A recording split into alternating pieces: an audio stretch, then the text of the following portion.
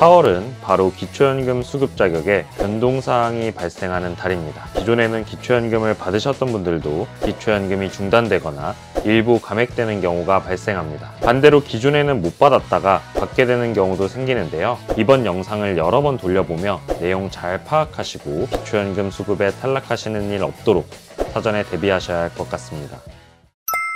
안녕하세요. 걱정마음빠 둘째 아들입니다. 여러분, 4월이 아주 중요한 달이라는 사실 알고 계셨나요? 무려 우리나라 인구 1000만 명, 약 20%에 해당하는 분들에게 특히 중요한 날인데요. 4월은 바로 기초연금 수급 자격에 변동사항이 발생하는 달입니다. 그렇다 보니 기존에는 기초연금을 받으셨던 분들도 4월 25일에는 기초연금이 중단되거나 일부 감액되는 경우가 발생합니다. 반대로 기존에는 못 받았다가 받게 되는 경우도 생기는데요. 이유는 4월에는 새로운 소득과 재산에 대한 조사가 반영되기 때문입니다. 도대체 어떤 기준이 어떻게 바뀌는지, 내가 혹시 기초연금에 탈락하게 되는 것은 아닌지 걱정이 많이 되실 텐데요. 아주 중요한 사항이니만큼 지체하지 않고 빨리 말씀드려 볼게요. 시작 전에 화면 아래 구독, 좋아요 버튼 꼭 눌러주세요. 지금 시작합니다.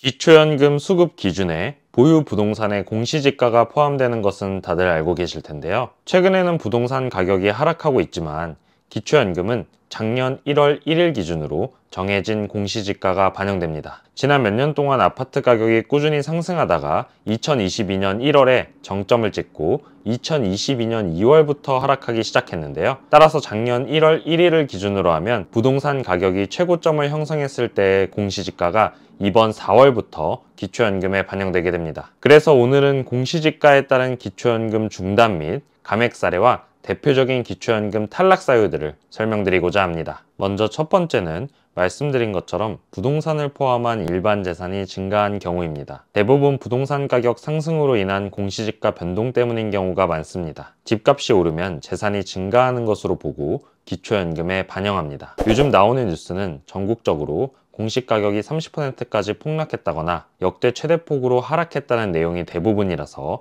헷갈리실 수 있습니다. 보통 3월에 공시가격이 발표되지만 작년 1월 1일 기준으로 계산된 공시지가가 이번 4월 25일 기초연금에 처음으로 반영되기 때문에 부동산 가격이 정점에 있을 때의 공시지가 기준이 적용될 것이라는 점 참고해 두셔야 합니다. 두 번째는 가구의 소득이 증가하여 기초연금 소득 인정액 이상이 되는 경우입니다. 2023년 기초연금 선정 기준액은 단독가구 202만원, 부부가구 323만 2천원이고 수령액은 단독가구 32만 3,180원, 부부가구 51만 7,080원입니다. 근로소득, 사업소득, 연금소득, 임대소득, 이자소득, 배당소득 등의 소득이 증가하면 중단 및 감액될 수 있습니다. 세 번째는 깜빡하고 놓치실 수 있는 부분인데요. 바로 국내 거주기간에 관한 이야기입니다. 기초연금은 국외 체류기간이 길 경우 중단될 수 있습니다. 많은 분들이 노후에 연금 받으면서 여유롭게 해외여행하는 꿈을 꾸시는 분들이 많으실 것 같습니다. 하지만 해외 체류기간이 60일 이상이 되면 기초연금이 완전히 중단됩니다. 따라서 해외에 나갔다가 60일 내에 돌아오시는 경우에는 필수는 아니지만 원활한 행정 처리를 위해서 주민센터에 입국 신고를 하는 것이 좋습니다.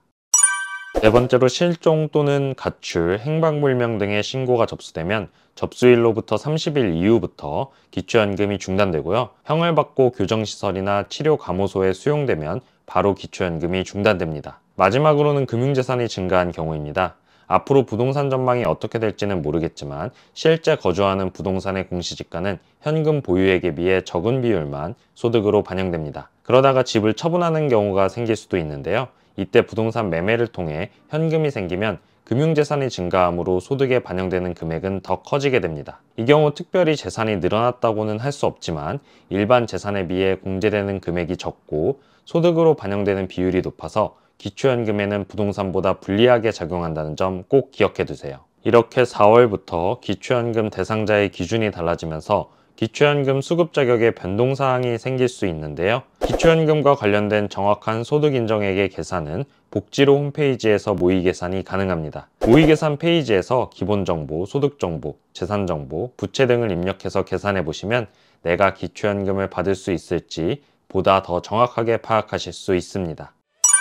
오늘은 4월 25일에 새롭게 바뀌는 기초연금 수급 기준에 대해서 알아봤습니다. 이번 영상을 여러 번 돌려보며 내용 잘 파악하시고 한순간의 실수로 기초연금 수급에 탈락하시는 일 없도록 사전에 대비하셔야 할 것 같습니다. 그리고 선정 기준액은 매년 완화되기 때문에 2022년에 탈락하신 분들은 올해 기초연금 수급 자격을 획득하실 수도 있으니 무조건 다시 신청해 보시기 바랍니다. 앞으로도 도움되는 정보 계속 전해드릴 수 있게 저희 채널에 큰 힘이 되는 구독, 좋아요, 알림 설정 꼭 부탁드립니다.